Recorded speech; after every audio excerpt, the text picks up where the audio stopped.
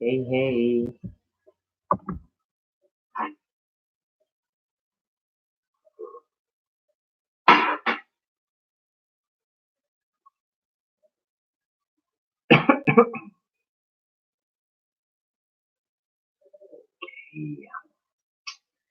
Yes, we're going to start right now. Um, our emission today. All right. Okay. How are you guys? How's everything? I'm very, very glad that we get to share this time together tonight. I have my jersey on from Inglés.com, and I am very, very happy that we um, get to talk today. Um, so this is what we're gonna do, guys. I am going to talk about how to improve the speaking, which is one of the things that most of you have asked about. So we are going to give you some tips to improve your English. And what I'm gonna do today is that I'm going to do this live 100% in English. So we are not only going to learn about how to speak better, but we are going to practice a little bit about our listening. All right. So this is what we're gonna do today. Let me see. Oh, I should change my hat because I have a hat today, but I should change it for this. What do you think? Yeah, it looks better, right? Looks a little bit better. So, yeah, guys, as I was telling you today, the idea is that we are going to talk about how to improve our speaking. Okay, speaking is probably one of the most difficult things for everybody when they are learning English.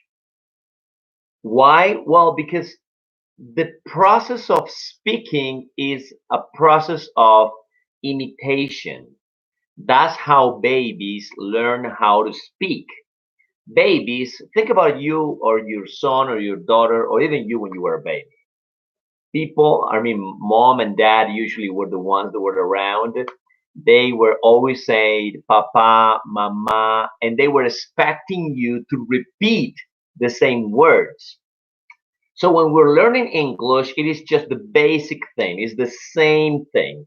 The only thing is that normally um, your teacher is the role model. Your teacher is the one that speaks and you understand it, and then you repeat what he says. That's why the teacher comes to the class and the teacher says, "Good morning, everybody." And what do you say? Good morning, teacher. So that's the first repeating that we do. We say, Good morning, teacher. All right. That's what we do. So pretty much the process of speaking is just a process of multiplying what the words are and what the teacher is saying, but also repeating. So if you have a teacher that is from England, for example, you most likely are going to learn British English. So instead of agua, you guys are going to say water because that's the way your teacher speaks. But if you are studying with an American teacher, for example, that American teacher is going to say water and you are going to repeat water, water, water. That's how it works. All right. So I'm going to give you some tips about how to improve your speaking. Number one,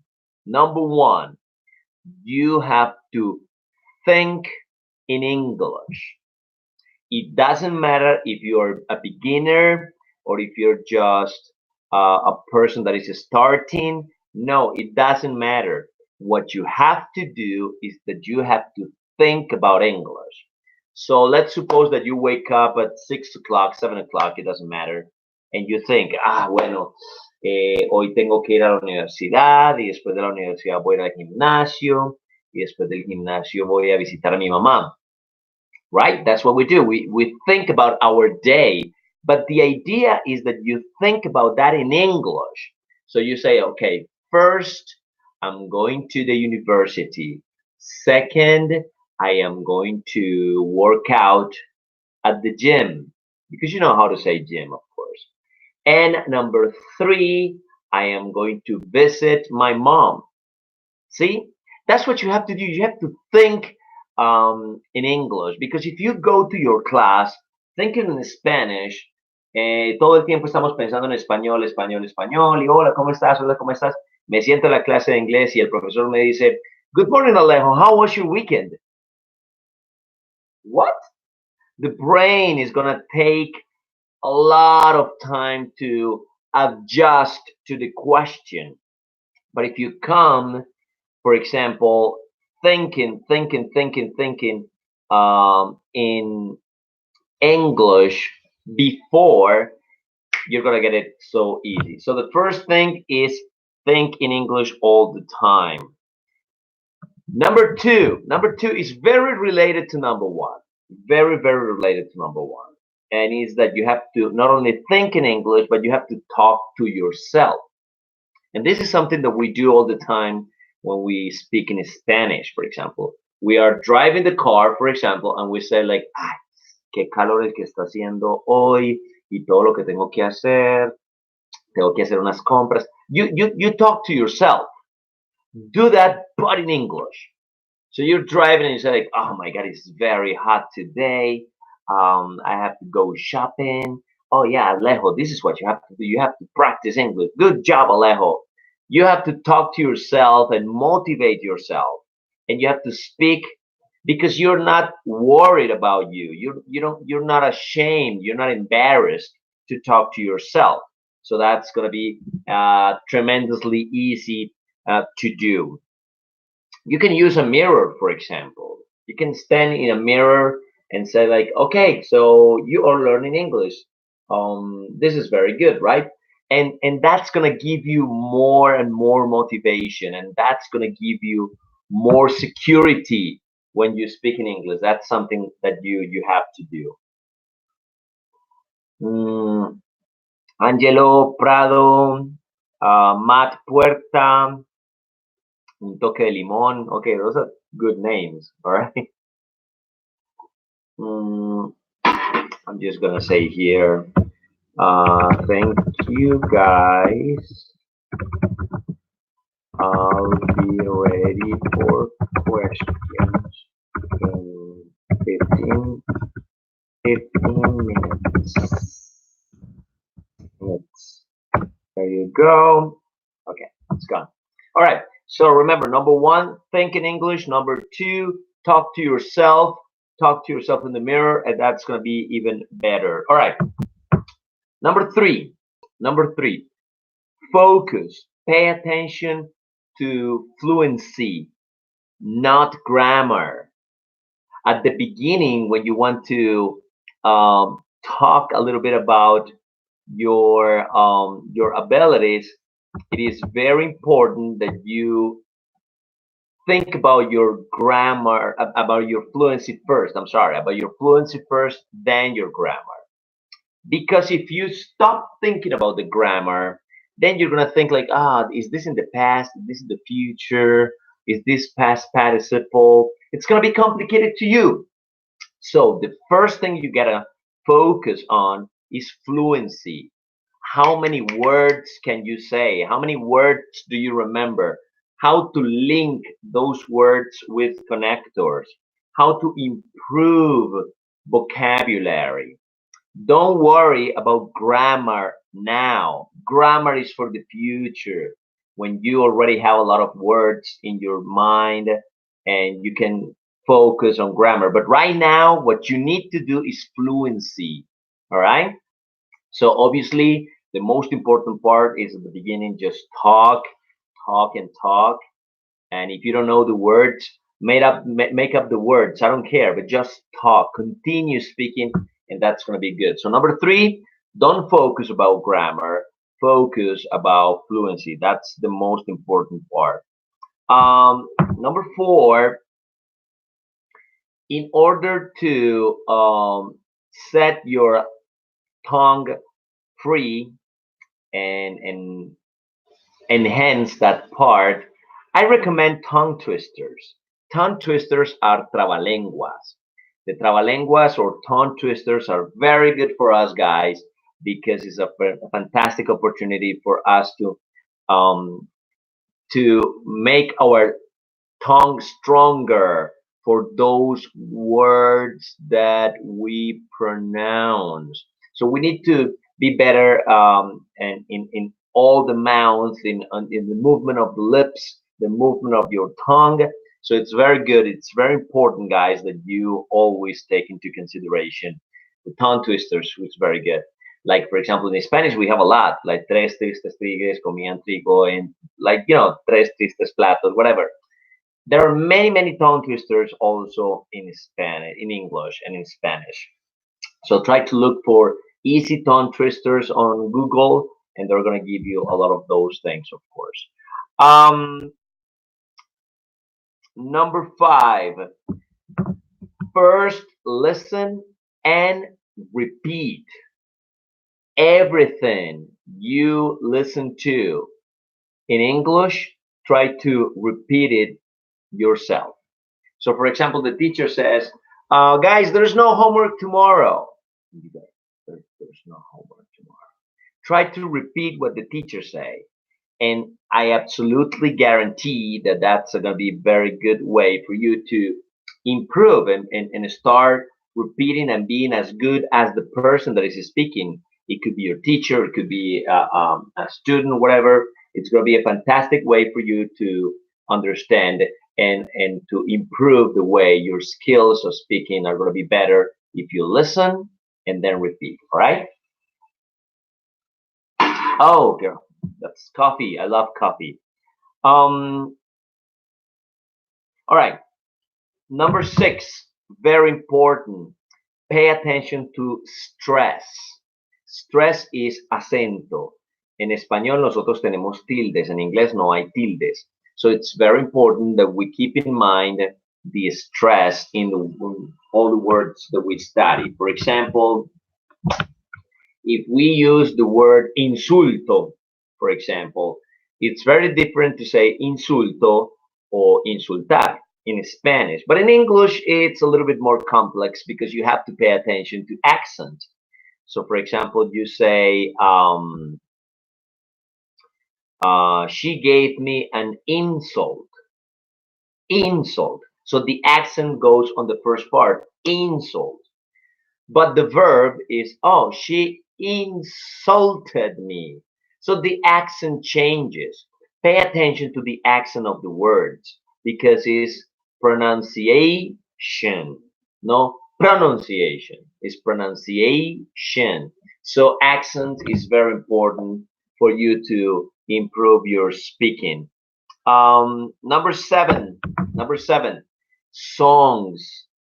Guys, songs are so good for you to improve your speaking abilities. You have to listen to songs. It's going to be a fantastic exercise for you to do it. It could be the favorite song you have. It could be your favorite band, your favorite singer, your group that you listen to every day.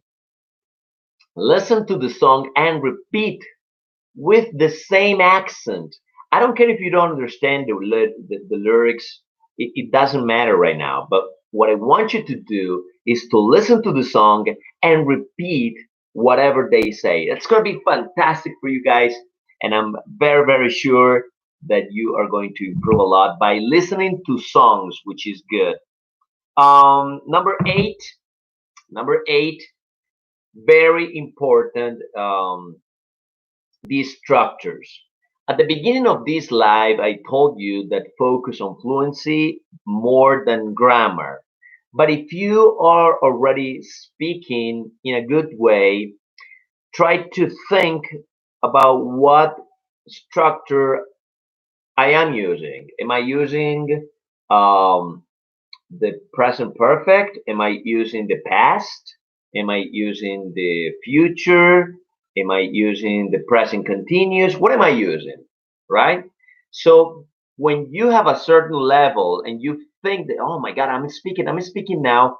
Now it's time for you to pay attention to grammar, but not if you are in an A1 or A2 level. Don't worry about grammar now. Worry about having simple conversations.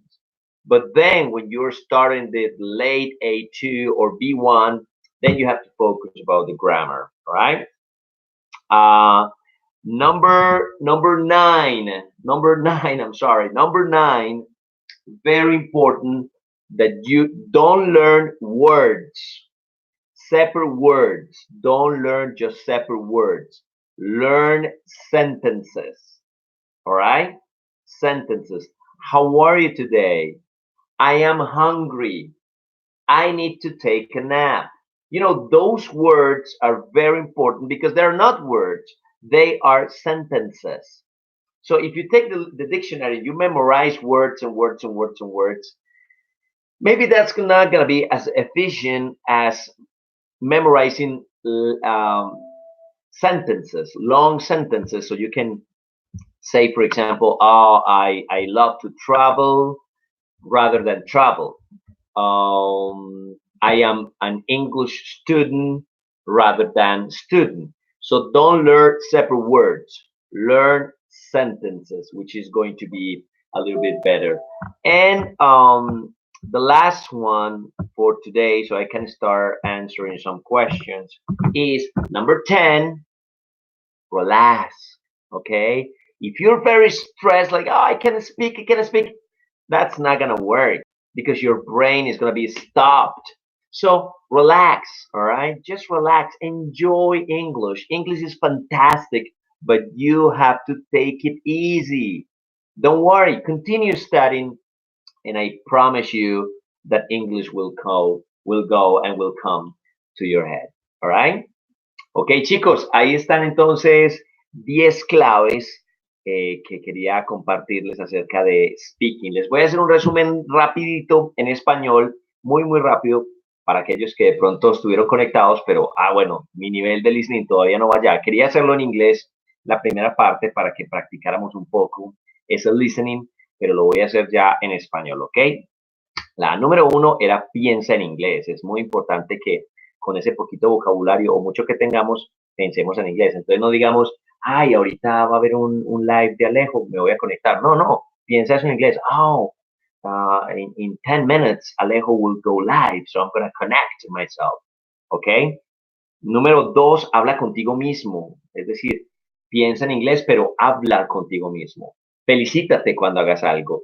Cuando vayas escogiendo la camisa, piensa, ok, Alejo, red or blue, para que inmediatamente vayas cogiendo más confianza, vayas tomándote un poco más de confianza y desde luego sea más fácil. Incluso te decía que lo puedes hacer con un espejo y te va a servir muchísimo más. Número 3, concéntrate en la fluidez más que en la gramática en un principio. Bien importante. Primero, ser fluido con las pocas palabras que tengamos, poder canalizarlas, hablarlas, más que pensar en la gramática. La gramática vendrá después. Cuando estás en un nivel básico, la gramática vendrá después. Número 4, les hablé un poco de los tongue twisters o trabalenguas, que me parecen geniales para mejorar. Número 5, escucha y repite todo lo que escuches. Si el profesor dice, I'll see you tomorrow, ustedes dicen, I'll see you tomorrow, teacher. Ahí vas, no solamente agrandando tu vocabulario, sino que también vas mejorando muchísimo más tu speaking. Número 6, presta atención a las palabras con acento. Muy importante que sepamos que en inglés no hay tildes, a diferencia de español, pero sí hay palabras que tienen unos acentos y que tenemos que tener mucho cuidado cuáles son esos acentos para que nos tengamos mucha más confianza al momento de hablar inglés.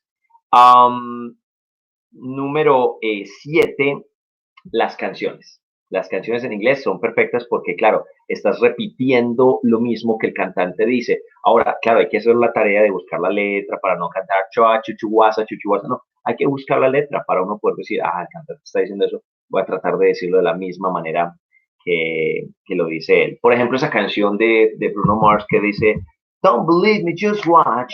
Yo escucho a mucha gente que dice, don't believe me, just watch. No, no, no, busquen la letra y dice, don't believe me, just watch. ¿No me crees? Pues mira. Don't believe me, just watch. Entonces, de esa forma, obviamente, vamos a aprender mucho más imitando a los cantantes. Número 8, aprende nuevas formas verbales, es decir, cuando ya estás un poquito más avanzado, ahora sí puedes enfocarte en la gramática y mirar si estás hablando en presente, en pasado o en futuro. Eh, Número 9, muy importante que aprendas expresiones, frases, no palabras por separado, porque entonces estarías hablando como si fueses cara pálida, comer, arroz, rico, tomorrow. No, la idea es aprender frases como tengo muchas ganas de comer, I am very hungry, o estoy muy feliz de estar aquí, I am very happy, pero no aprender solamente palabritas porque no va a funcionar. Y la última, que les decía yo ahorita en inglés, que les estoy haciendo aquí el resumen rápidamente en español, es relájense, chicos. Créanme que seguir estudiando, seguir practicando, tarde que temprano ustedes van a tener una mejoría en su speaking. Uno no lo nota porque uno, es como cuando uno deja de ver a una persona mucho tiempo y esa persona lo ve a uno y dice, oye, ¿cómo estás de gordo? ¿Cómo estás de alto? Y uno dice, no, estoy igual, porque nosotros nos vemos todos los días. Entonces ustedes todos los días se dan cuenta de su nivel y no sienten que mejoran, pero sí mejoran. Así que paciencia, relájense y verá que les va a ir muy, muy bien. ¿Listo? Voy a quedar unos minuticos más con ustedes y voy a contarles, por ahí el chino me está diciendo que ya está lista la Superliga del Inglés, qué bien. Chicos, voy a quedarme aquí unos 5 minuticos, 10 minuticos más respondiendo algunas de sus preguntas para que aprovechemos y me cuente, ¿vale? Mm, ¿Qué diferencia hay entre see y watch? Me preguntaron por ahí. Mm, es muy fácil. See es la habilidad de ver. O sea, yo no soy ciego, entonces yo puedo, I can see. Watch es ya ver con más detenimiento ciertas cosas. Por eso uno dice watch TV, porque yo puedo decir sí TV, sí, porque yo paso y veo un televisor, pero si yo me enfoco la mirada, eso sería watch. De hecho, tengo un video que se llama See, Look and Watch para que lo busquen. Saludos para Luz del Carmen, saludos para Brian, Tatiana, para Chris, para Octavio que está desde México. ¿Cómo se usa el if? Por ahí vi una de las cosas que me decían de cómo usar el if. Pues el if es el sí de condicional. Si yo estudio, voy a ganar el examen. Si yo le hablo a esa chica, podría ser mi novia. Ese es el sí condicional, que sería el if, para que lo tengan en cuenta. Por ahí dice Steven, ¿cómo mejorar mi speak? Bueno, aquí lo acabo de explicar. Eh, a ver, por acá, chat destacado, ¿qué es esto? Eh, Chicos, la producción está editando la Superliga en inglés, el capítulo 6 del... ok, Chino, muchas gracias, güey, qué chévere esto, muy bien. Bueno, Javier, saludos desde California. Bueno, tengo una cantidad de mensajes aquí, chicos, que les estaré. George dice, es normal soñar en inglés. George, qué bien que te esté pasando eso. Cuando estás soñando en inglés, es porque ya tienes el inglés alojado en el hipotálamo, en tu cerebro. Ya está ahí, solo que le da dificultad salir porque somos cohibidos y nos da pena y una cantidad de cosas. Por eso cuando yo les digo que la gente se toma sus traguitos y están medio copetones, entonces es mucho más fácil hablar inglés que cuando no lo hace. Pero sí, sí, si estás soñando en inglés, eso es una muy buena prueba de que ya estás precisamente mejorando esa habilidad. Eh, bueno, por aquí me dicen cuál es la diferencia entre have been y have been. Have con D es había sido. Have con B de vaca es he sido. Entonces una cosa es el presente perfecto, I have been, y el otro es el pasado perfecto. Yo había estado, he estado, había estado, have been, have been. Voy a responder dos preguntitas más, ¿ok, chicos? Um, Bueno, por acá dicen Xiomi Gaviria, hola. Lucas dice hola desde Argentina. Xiomi desde Estados Unidos. Pues que pasa muy rápido los mensajes, no alcanzo ni a leer. Weather es como if. Sí, sí. Hay un uso de weather que es similar al if. No sé si ir a el partido de fútbol o a mi casa. I don't know whether to go to the soccer field or the soccer match or my house. Entonces, en ese caso son iguales. Bueno, recomiendo canciones, dice Mirtin Barrera. Bueno, todas las de los Beatles, todas las de Coldplay. Recomiendo muchísimo los Backstreet Boys porque son personas y grupos y cantantes que son muy claros al momento de hablar, entonces es relativamente muy sencillo hacer. Bueno, chicos, les prometo que semanalmente o quincenalmente voy a estar haciendo directos como estos. Quería hacer este primero, que era el directo sobre speaking, cómo mejorar el speaking.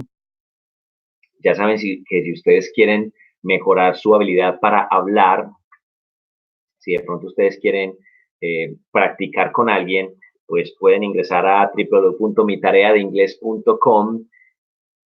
Ahí ustedes pueden comprar una clase, 3 clases, 5 clases o 10 clases y yo les voy a poner a uno de mis profesores, a alguien de mi equipo para que practiquen y les pueda corregir todo su inglés y todas las cosas, ¿ok? Thank you very much. El próximo domingo hay video buenísimo, cómo decir me estoy riendo muchísimo en inglés. Va a ser muy divertido ese video, por ahí les compartí un poquito en mi Instagram, que es Alejo Lopera Inglés. Y la próxima semana tendremos capítulo de la Superliga del Inglés, para que no se lo vayan a perder, ¿ok? Chicos, I'll see you later. Thank you very much. Bye bye.